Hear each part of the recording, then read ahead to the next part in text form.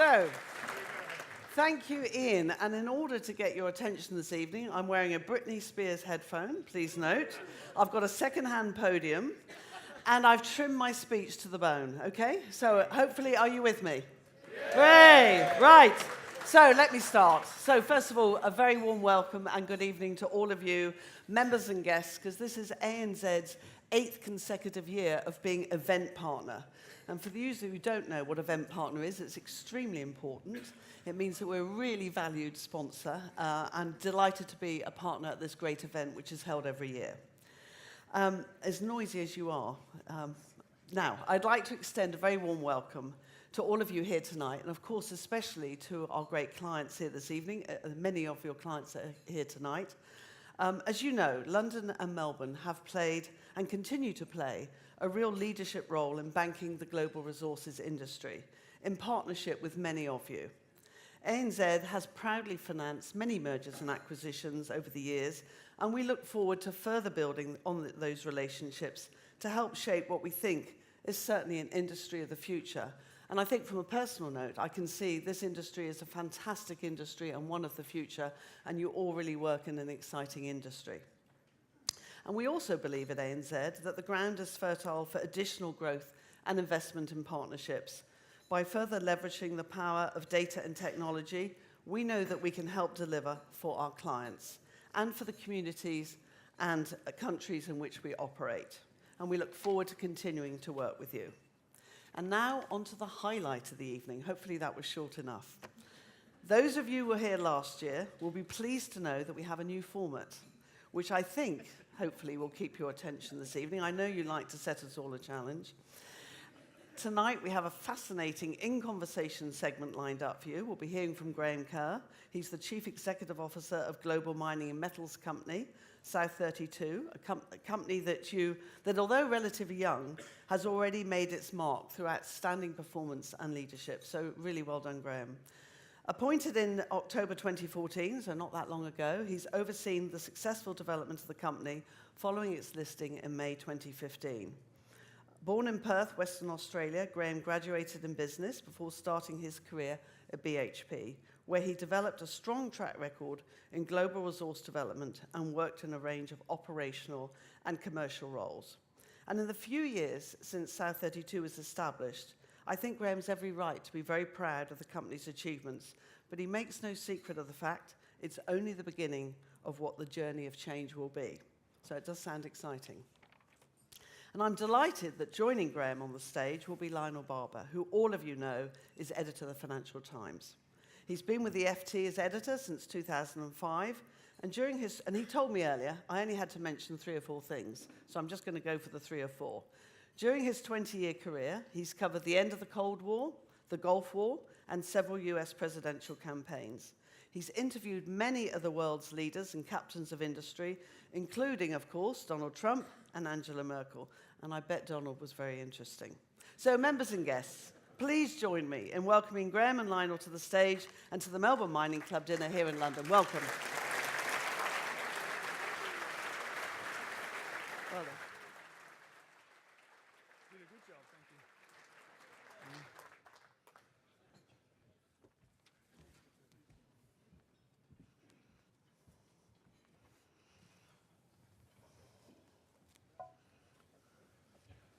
So, Graham, no pressure. I'd like to start with a question. Do you want the good news or the bad news? Start with the bad news. The bad news is this is the roughest, meanest, rudest crowd I've ever been.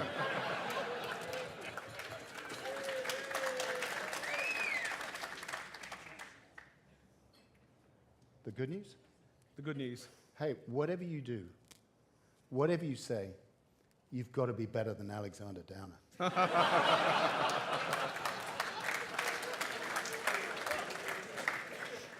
I mean, really.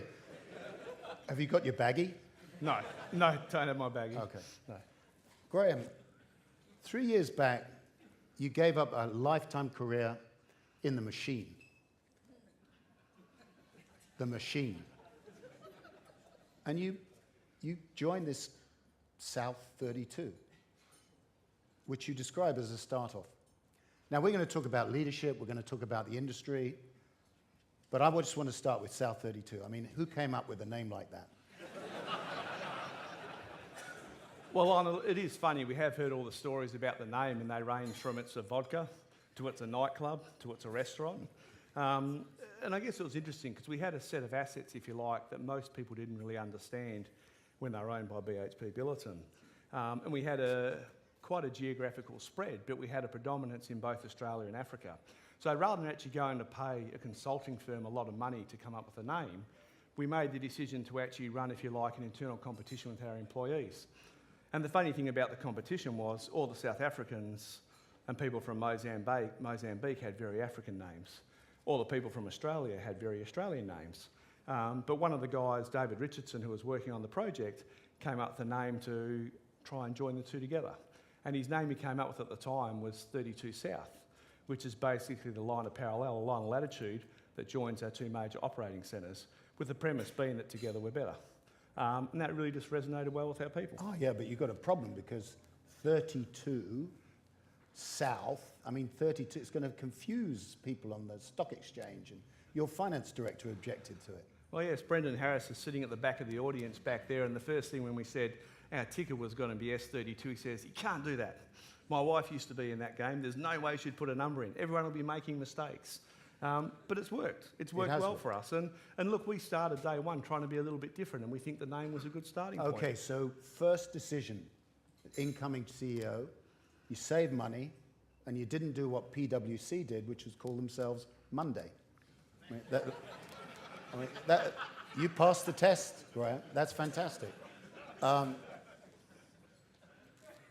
So what did you decide were the 2 or 3 priorities for the first 12 months? Because this is something really new.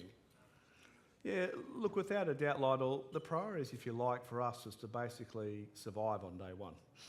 When I say survive is, most people didn't understand the assets we had. Most people didn't understand, I guess, the potential that I saw in the operations that we owned. So, part of our journey, if you like, was to basically get out to the marketplace and talk to them about operations that people didn't even appreciate. We had people in our investor relations team in BHP Billiton who probably in 5 years had 2 questions on our assets. They just didn't understand them. So number one was for people to understand what they were and what they could deliver. Okay, so just step back for a moment. As you say, they didn't understand the assets. Now, I've been doing a little bit of research here, Graham, and I've, just a little bit, and I read that esteemed publication, the Australian Financial Review. Yep. And I'm getting halfway through this, and I suddenly see the subhead, Crapco. I thought this was about South 32. How did some analysts really think that? And how did you persuade them that this was something new, different, and you were the man? Yep. Look, for starters, Crapco wasn't clearly the name we came up with. That wasn't going to be a winner in anyone's language, but certainly from our perspective, I guess we made the decision to take it head on. Right. We understood the cash that our operations could generate. We understood the value that our people could contribute. And to be honest, to use your words, to be free of the big machine gave us a chance to shine. Most of the people that we spoke to in our business when we talked about the demerger were full of excitement and hope. They sort of saw it as a degree of freedom they never had before. And I think, after that, it was just about getting the runs on the board. We're 2 years into the journey now, and we've certainly had our challenges like everyone else in the industry. But I'd say, what our shareholders would see, they wouldn't be surprised. We've stuck to what we said from day one. And you've done a great job on cost cutting. One of your mantras, though, of course, is that, now we're about shareholder value. It's not just about volume production.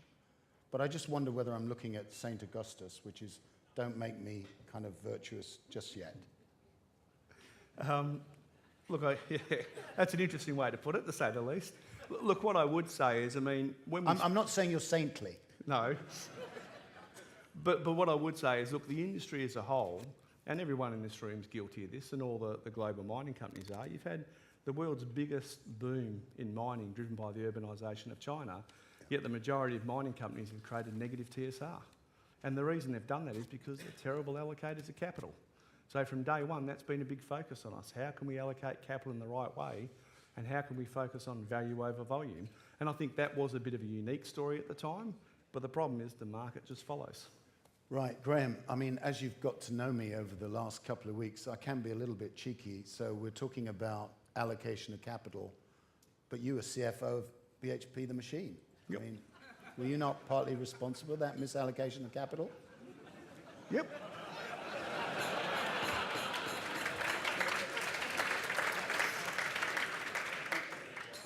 I'm not immune from those issues, absolutely. I would say in particular around the shale one, I wasn't CFO at the time. But it doesn't mean I wouldn't have had my own share of experiences through. But I think you learn through those experiences and you become better. Yeah. I mean, I had 20 years working in BHP Billiton, and it's a large organisation. It's a great organisation in many ways, but you know, some of the highlights, I guess, in my career were working for the smaller assets, the Canningtons, the Acardis, the places that actually could move the needle and move a difference, and they were great decisions about how to allocate capital, and I think that's a sweet spot for us. Yeah, that was a total cheap shot. I mean, I should... I'm sure it won't be the last. Yeah. No. Yeah. But these are heady times. I mean, if you think of the banks in the run-up to the credit boom, but you know. Let's come back to your career, because you've been into some astonishingly, you know, tough environments, tough places. What was it like in Yellowknife, Canada? Yep. So it's interesting. The Cardi Diamond Mine, which is based in the Northwest Territories of Canada, is in one of the world's most pristine environments. I lived there for 3.5 years. 2 of my 4 kids were born there for a reason. 9 months of the year it snows. You have probably, probably about 6 weeks of minus 45 degrees, right, and you have no sunlight. Right. But in saying that, it's probably the best experience I've had in my mining space. It's just... putting aside my 2 kids. It was, for me, a real example of how you can work in the mining space and make an absolute difference. Mm. You know, when I first went to Yellowknife when we were building Acadi, you know, you had people there in terms of the local Aboriginal Inuit population who had very low levels of education, no jobs. And, you know, 10 years down the track, when I was actually running the division in BHP that had Acadi, you'd actually see for the first time people coming back from universities. You know, Aboriginal Inuit kids that had an education that were coming back to the Northwest Territories. You'd actually see businesses that are growing. You'd actually seen something that was left behind that was sustainable. And to me, that was a real reminder of the, you know, the difference that mining can make in people's lives. But the reality is you're not going to find many mines in London or in Perth. You know, they are going to be in those challenging places, but those places that bring opportunity as well. And without being too philosophical, I mean, that is a challenge for the modern global company, isn't it? Putting down some roots and actually being part of a community and making positive change. Look, I think being part of the community is the only way you protect your licence to operate. If the people don't want you to develop their resources, not ours, you're never going to be successful. Mm. So what was Marius Kloppers actually like? I'll take a drink now, sorry.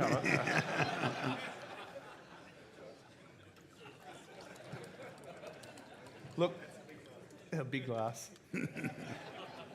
Look, Marius was, you know, I'd known Marius for many years at BHP Billiton. It's probably fair to say we had our differences at many times. In fact, I'd say 2 times he fired me.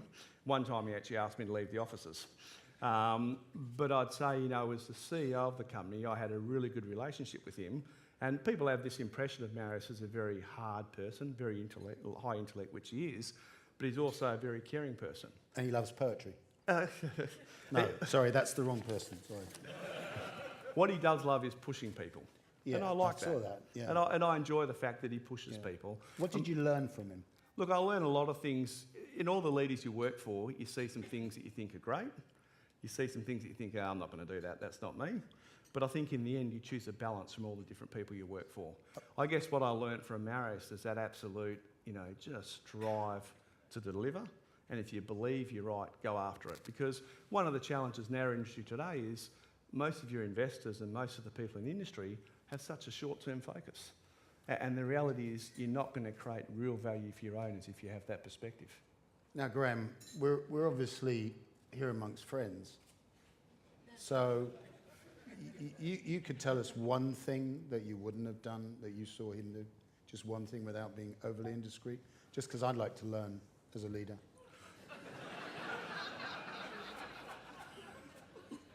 Look, in the end, I mean, I think the shale acquisition was a bad acquisition. Right. Simple as that. You talked about the portfolio, and it's quite a lot of iron ore in there. There's thermal coal. No iron ore. No iron ore at all. Nothing. No, nothing iron ore. No, you don't want to be the 5th biggest producer in iron ore. It's not a good place to be. So no iron ore.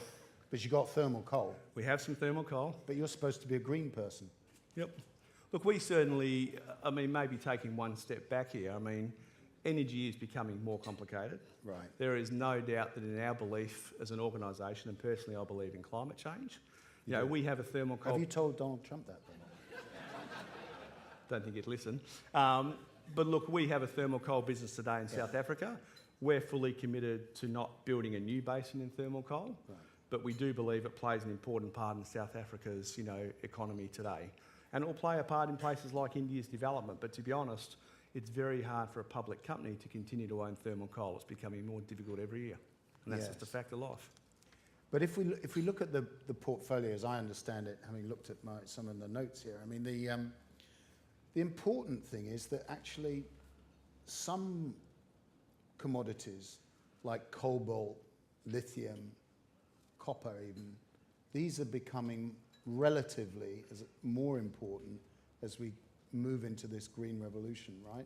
Battery power is kind of key. So are you looking to purchase more of that and rebalance the portfolio? Yeah, I mean, obviously, day one, we started with a set of assets that we got from BHP Billiton, and obviously, as head of strategy, I had a role in what those assets were. Some assets we chose to take, some we chose not to take. But I think what does success look like in 5 to 10 years, our portfolio shifted more to a base metals mix. Right. You know, what we have today is good assets, good resource base. What we lack is optionality. So, you know, part of our job is to start to create optionality for the future. Right. Well, what does optionality mean? Well, for us, you know, not many of the majors today are actually exploring through the drill bit. Right. You know, so they're not out there basically developing new projects. You know, in our first 2 years, we've probably got about 9 different development projects on the go, mainly exploration, but we're a big believer in creating those options, low-cost options, options that are sensible and make sense. But, you know, we've got to create competition for capital because that's how we actually get the best return for our shareholders. I was thinking, though, when you talked about optionality, that this was a very subtle Australian reference to the balance sheet, which is very healthy right now, and you're actually looking to buy something. Look, we give a very simple answer for that. I mean, I'd say myself and the leadership team isn't driven by ego. You know, we don't have this agenda to double the size of South 32. We don't believe you have to be the biggest to be the best. What we do believe is the industry underestimates the strength of a balance sheet.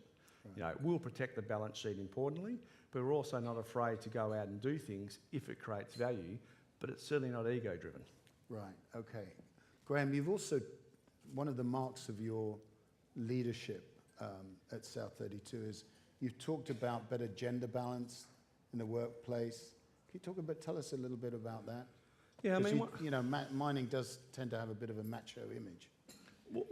That's English understatement, by the way. Yeah, I mean, what I do absolutely believe in is having an inclusive workplace. Yeah. And for me, that makes good, simple business sense. And that's about having the right people at the table, access to the whole talent pool, not part of the talent pool, but also getting diverse ideas coming to the table.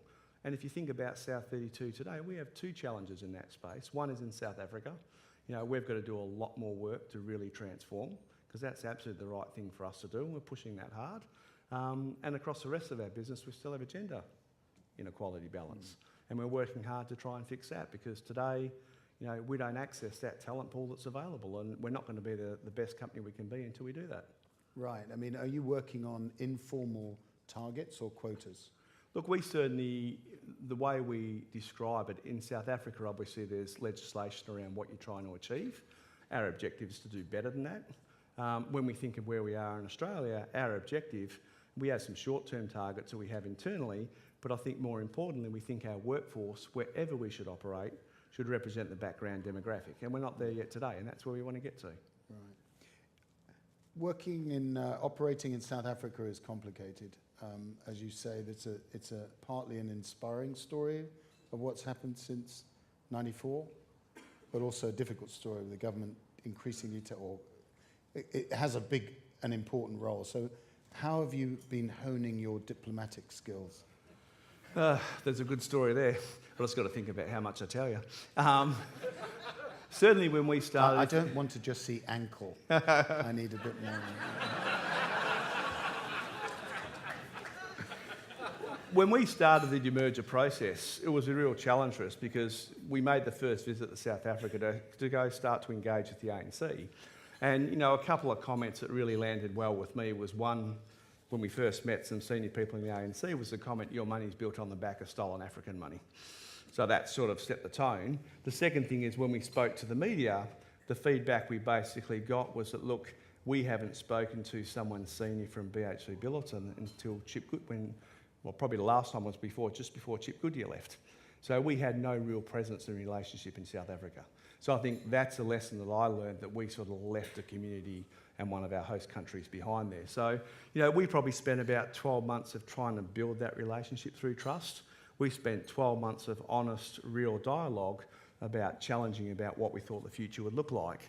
And South Africa today, you're right, it's a relatively young democracy. I think it's at an interesting crossroads now, particularly about what it does next, as you know, some of the more decisions around who the next leader occur at the end of the year. But I also think it's an incredibly exciting place. You know, I go there probably once a month. I always enjoy going to South Africa. I get inspired by our people. I get inspired by the difference we can make. But it is a tough place to operate today, and the recent mining charter is a great example of that. And there's a lot of people in this audience who either have connections or go to South Africa regularly. Are there a couple of tips that you would describe as, you know, how to win friends and influence? So you're asking a white Australian how to have influence in South Africa? Funny enough, I make that comment in jest, but the reality is I think to some degree I don't have some of the bias that exists if you're a white South African in the country. But I think it is despite all the challenges today around corruption, leadership, lack of policy clarity, there are some great people in South Africa with some great passion, some great ambition to make a difference. Yeah. And I think where they start today, there's just so much upside. The question is, can they fulfil that? Yeah. Now, Graham, I just want to put the question that I always do when I'm interviewing potential graduate trainees at the Financial Times. And I, you know, after about 25 minutes or so, I kind of look at them and I go, so what would you say the biggest mistake of your life has been? You always get an interesting answer. But last year I got the most crazy answer, because this guy looks at me and he was a bit thin and skinny with greasy hair, and he goes, well, I went out with this girl at Oxford and it was an absolute disaster. And I go, it's like, get out of my office. So apart from going out with the wrong girl, what's been the biggest mistake that you've made? Look, it's a tough one because everyone makes mistakes, and it's a question about what you learn from your mistakes. I mean, I'll probably sort of slightly nuance the question, as my prerogative is, to give you a slightly different answer. I'd say the most challenging time in my life, without a doubt, is when I moved into the head of one of the BHP Billiton divisions. We had a helicopter crash. Yeah. And 2 days into the job, on the way to Joburg, as actually going to Luanda in Angola, I got a phone call in the middle of the night saying that we lost a helicopter crash and 5 people died on that. That's probably the toughest moment I've had in my life about how to deal with that, but also, I guess, how to deal with the families after, because you know, there was a whole process there to basically get the bodies out of the country, deal with the families, deal with the government. But you know, there's always one memory that sits in my mind. I remember talking to the pilot's son at the time and him asking the question, did my dad kill everyone on the plane? And we talk about fatalities in the mining industry, and it impacts the people we work with, but you forget the families that are left behind, and that's a real reminder of that. So, you know, that's the thing that always resonates in my mind and certainly drives my determination to make sure that we guarantee our people go home safe and well at the end of the shift. And we're not there yet. I mean, we had 4 fatalities last year in South Africa. South Africa continues to be a challenge for us, not the only place, but we've got a lot more work to do in that space. And every time we have a fatality, I take that personally as a mistake. We haven't got either the work right, we haven't got the message right, or we haven't got the right people. Yeah, and safety is just so important to not just, as you say, these are people. Yeah. But it's also part of the company ethos, the brand, if you like, the culture. So is there anything that you've done to sort of because everybody, obviously, nobody wants a fatality, but is there anything that you've done to say, right, I'm going to go another 2 notches up in terms of assuring safety? Look, one of the things we rolled out that worked really well in South 32 early on is, many of the mining companies, and you look around the people in this room, we have lots of procedures and systems about how safety works. But how do you pull that together in something that actually resonates to your team leaders, your superintendents? That's the challenge. And for us, through one of our people in the business, we developed a thing called the Kerr strategy. And while it sounds a little bit soft and fluffy, the way that's actually spread through the business has sort of taken us all by surprise. And that focuses on that inclusive workplace. It focuses on well-designed work and continuous improvement. And particularly in South Africa, we've gone from the last 10 years of averaging around 5 fatalities a year to touch wood, because we've got lots of work still to be done. This year we've had 1. 1 too many. But when I go talk to the people now, it's the first thing they talk about. It's not the second or third thing. So I think that's been a big change, if you like, in our aspects about how we think about it. Can you delegate? Can I delegate? You want to ask my wife that question, or you want to? Look, you have to. The reality is you can't do everything. I mean, we've got operations in 3 continents around the world. We have 10 operations. We have over 20,000 employees plus contractors. You can't touch, feel, or do everything. And in the end, part of your job as leadership is to actually empower people to deliver. You've got to inspire them. You've got to take away the barriers, but then you've got to give them the space to deliver. If they can't do that, what are you there for? How do you find out what's going at the bottom of the organisation? Because, I try and walk around the newsroom. Anytime you see a couple of, groups of people, you just go, break it up, because it might be a conspiracy or something. But I mean, you can't do that, because otherwise you'd be on a plane to South Africa. I mean, but it's a serious question about how do you find out what's going on? Look, I've done plenty of jobs at the operations. 2 of my major jobs have been fly in, fly out. I enjoy more being at the operations than talking to investors, more being in the operations than actually being in the corporate environment. So I always like that aspect. I try and visit 1 site a month. So if you think that we have basically 10, you get a fairly good rotation through that. And it's about, again, going back to that care strategy, we talk about the 3 Cs. It's connect, it's coach, it's celebrate.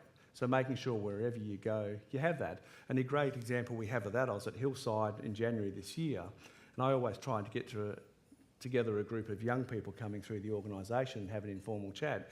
We got together a group of hypo, young, black female talent at Hillside, and the first question they said is, before you tell us anything, show me how you're going to connect to us.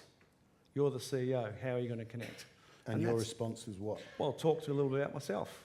Where I come from, what I stand for, what my kids mean to me, what my wife means to me, and get them to understand what's important to you. And I think that's the kind of conversation you're going to try and drive.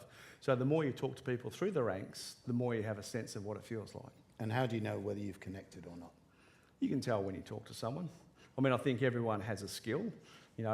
I might not have the highest intellect like someone like a Marius, maybe not the same drive as someone like an Andrew McKenzie or, someone else, but I certainly think I have an ability to connect with people, which is, one of the skills that I have. Now, there's another question which many people in the audience want to know the answer to, and I think I'd like to know the answer to, is how do you deal with jet lag?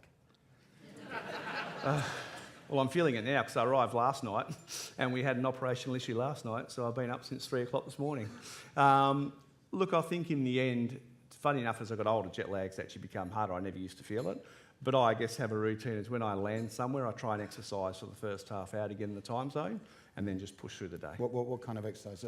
Batting or if you see me bat, you know it wouldn't be batting. Yeah. I usually will go for a run or go to the gym. Right. Yeah. Do you have a personal trainer? No. Don't believe in paying someone to tell me what to do. No. This is why you got such a strong balance sheet.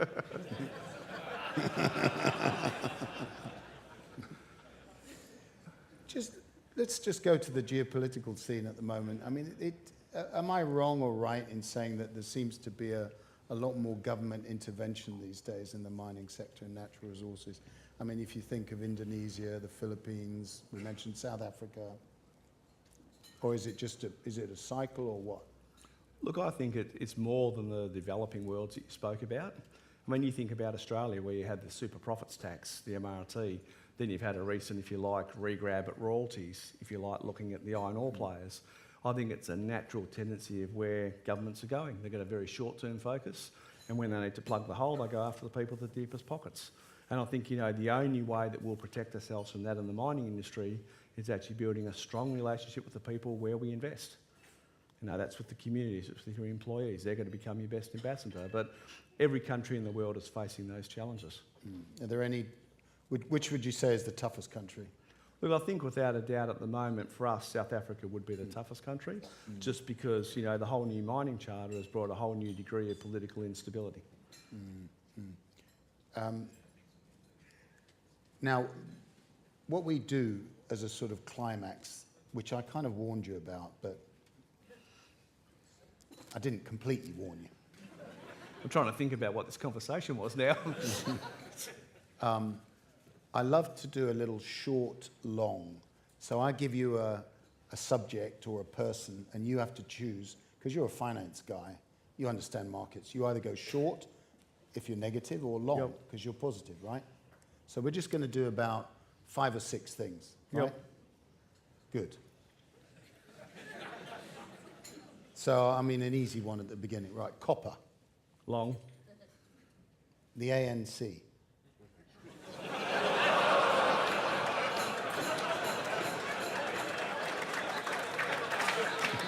I'm not going to give you an easy answer. I think short in the short term, long past that. Right. I think it's a generation change. Right, okay. The Australian women's cricket team. Long. Coal. Short. Right. And, thinking of the home, St Bernard dogs. Unfortunately, we're already long in that department. You just want to talk about Lucy? So my wife one day came home with a dog, little puppy. The dog is now 95 kilos. If your kids have ever made you watch that Beethoven movie, it is absolutely spot on. The dog has destroyed my car. It's chewed the whole way through a wall in part of the house. It is just an unbelievable ball of destruction. Right. Yep. Great. Okay, last one. Short or long? Elliot. Short. Okay. Thank you for being Thank you. about. Okay.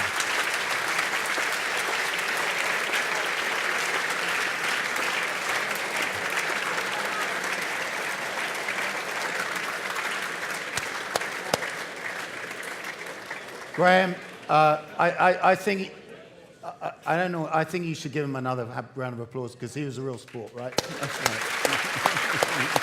Thank you.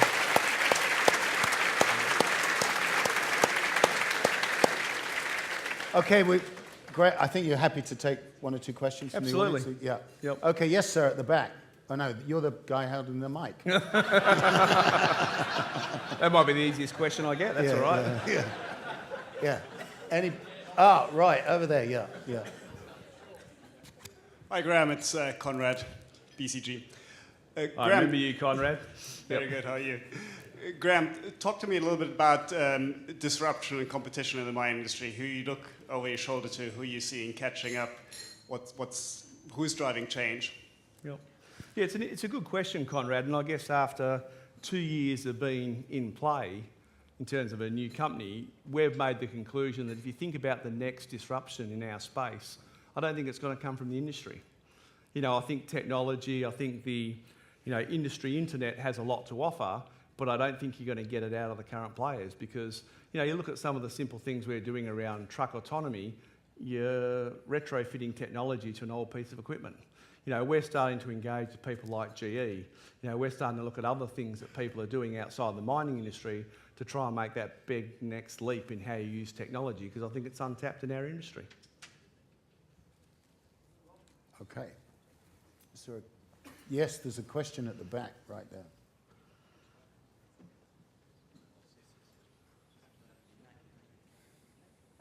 Fiona Parrott-Humphrey from Rothschild.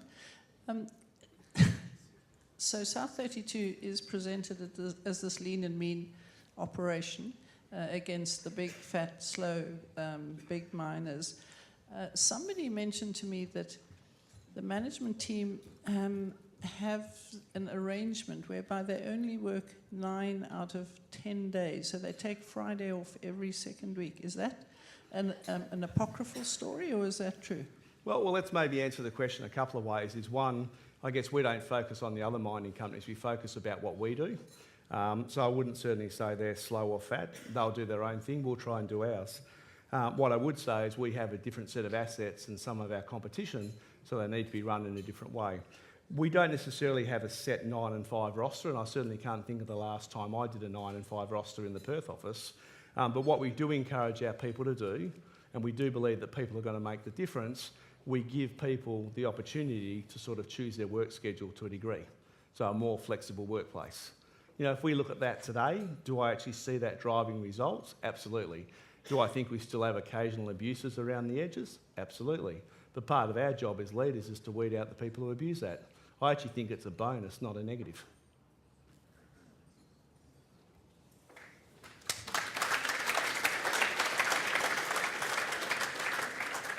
Any other questions here? Any other questions for Graham? It's your big moment. We've got one here. Yeah. Graham, just a question on exploration. Hold on. Do you want to stand up so everybody can... Now the pressure's on you, see? No. Thank you. Just a question on exploration. You've taken on a number of joint ventures most recently. Where do you see grassroots exploration fitting in the South 32 portfolio? Look, we've made a couple of conscious decisions. Is one, that, you know, the assets we have today, we're going to try and run the best way we can by optimising them.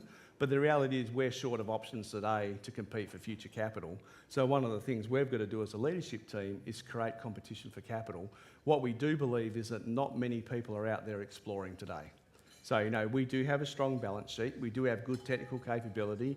We do have good deal people. So part of our job is to find juniors to put money in that can help us realise potential, that when they get to a certain stage, we will take on the project or we'll abandon the project.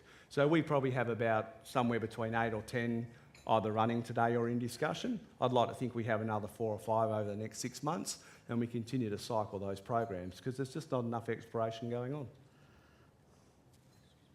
Okay. Any other questions? Yeah, we've got one in the front here. Is it open? And one at the back. Okay. Hi, Graham. Greg Nook here from Ferry Expo PLC. I'm kind of interested in, you cut the umbilical cord with BHP Billiton and then took some people that obviously had belonged to that entity. How have you gone about building one company culture, especially across different continents, and also breaking a very strong kind of culture that existed to create a South 32 culture? I'd be interested to hear your comments how you did that. Thank you. Look, 2 years into the journey, probably the thing I get most impatient about is the culture. You know, I get reminded by people how far we have come, but then I quickly see how much further we have to go. Probably the next challenge for us as an organisation is we have a very strong African-centric team, a very strong Australian regional team, how we pull them back together. But, you know, I think we have made big strides in terms of, you know, people for the first time feeling like they can ask questions and question how we do things. But we've still got a long way to go on that journey. Yes, sir. Graham, hi, Neil Johnson, CIBC. Graham, the corporate development guys come in one Monday morning and they say, we've got 2 assets for you, Graham. We've got a really cheap, long life coal asset. Yep. And we've got a really expensive long life copper asset. How do you go about working out where you put your capital? Look, I think there's always a third alternative. What do you do with the excess cash? You don't have to put it back into projects if they don't make economic sense. So we always think about all those competition elements. Look, to be clear, energy coal has a place in the world's energy mix. I guess what we're saying is a publicly listed company today, every time I see investors, it becomes more and more challenging. So we're not questioning its need, it just becomes more challenging. We still believe in metallurgical coal. So, you know, we think that has a role to play. It certainly doesn't get the same backlash from our investors that we see in energy coal. But we'd look at the projects on the merit, but we've been very public. We won't build or buy a new energy coal business, and we'll stick to that. But we're not going to also buy a copper business just because it's there. It's got to create value for our shareholders. And the reality in copper, we're going to struggle to compete against the big guys, and they're going to struggle to compete against the Chinese. Yep. Yeah. Hi, Phil Beard from Bell Potter. I thought Lionel asked a good question, but he might have let you off a bit light. And that's not specifically on Elliott, but the bigger question, and someone alluded to it earlier. South 32 has been a success. It started out as, among a lot of fund managers and brokers, as Crapco, and you've done a brilliant job. Because a lot of people believe you're focused and there's skin in the game, which lacks in bigger companies. So why is it you think the thinking of Elliott is wrong? Or to a wider extent, what is so great about big, mega cap mining companies in this environment? Yeah, look, I mean, I guess the question was relatively short. It was whether you go short or long, and I made a decision. And the short for me was based on the fact that, look, if you're not a large owner of the company, you can drive behaviours that aren't necessarily in the best interests of the company. What I wasn't questioning is some of the things that they're put on the table. To be perfectly frank, as soon as we demerged from BHP Billiton, I made the conscious decision to sell every single share. I never look at their presentations anymore. Obviously, I've still got some friends in the organisation, but I don't follow them very closely in any shape or form. But what I would say is, you know, you are going to open yourself up to activists, shareholders, if you're underperforming. But I think the bigger question for me is, what do they want out of it? Fair enough. So, well, one more round of applause for Graham Kelly, who sat there and answered all the questions. Thank you. Thanks, Lyle. Appreciate it.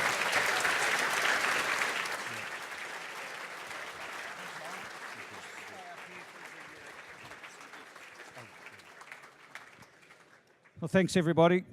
Just to offer a formal vote of thanks, I'd like to invite Lorraine Meldrum, the CEO of Swan Global, and Patrick Smith, the CEO of AMC Consultants, our two primary sponsors, to offer a vote of thanks and some gifts. Lorraine and I are pleased to be here today, an opportunity to thank Graham and Lionel, and to represent AMC Consultants and Swan Global, the original sponsors of the Melbourne Mining Club. Graham Kerr was gifted with a strong personality, honed under his recent times at BHP with Marius Klopper and Andrew Mackenzie, and it's a personality that adjusted well to his move from the think big BHP to the not quite so big and nimbler South 32. Listening to Graham today and having watched the company's performance since listing, it is clear that he is leading progress in leaps and bounds. And the stock market's perception, exhibited in the share price, is a positive endorsement of the company's and his success. A reason, the drive for added value and just added production. South 32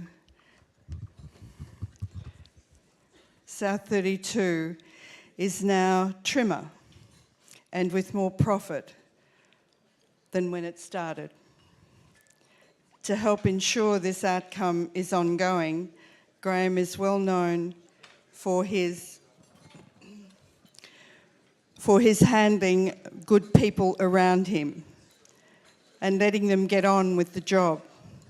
Outcomes show he's the man for the job, both for the talk here tonight and running South 32. Ladies and gentlemen, please put your hands together to thank Graham Kerr.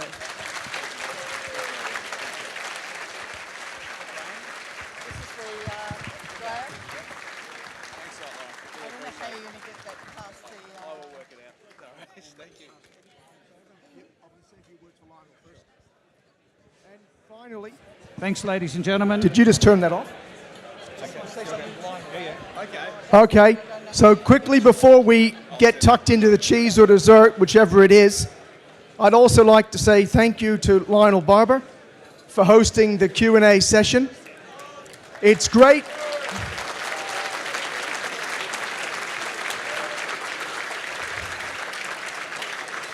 It's great that we're open to trying different things, do things differently, and it's always nice to start a presentation where the leader of the Q&A session lays it out on the line exactly what he thinks of the audience. So please, once again, please thank Lionel.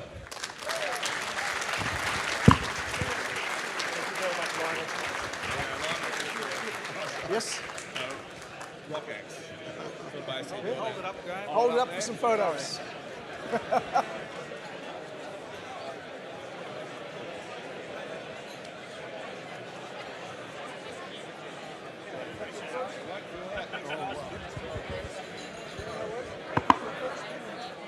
Well, thanks everybody.